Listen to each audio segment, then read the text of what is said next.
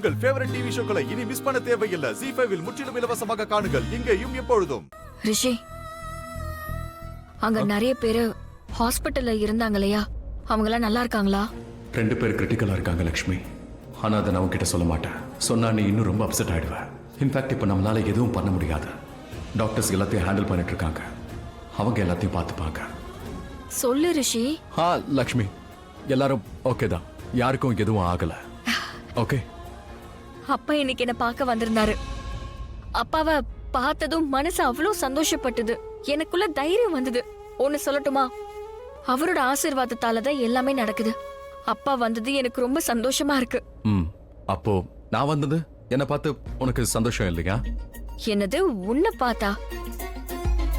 உன்னை பார்த்ததுல இல்லையே, சந்தோஷம்லாம் ஒண்ணும் இல்ல. சரி, அப்ப இனி நான் உன்னை பார்க்கவே வரமாட்டேன். வராத, நீ வர வேண்டாம். எப்பவுமே வர வேண்டாம், வரவே கூடாது. ரிஷி, ரிஷி, என்ன?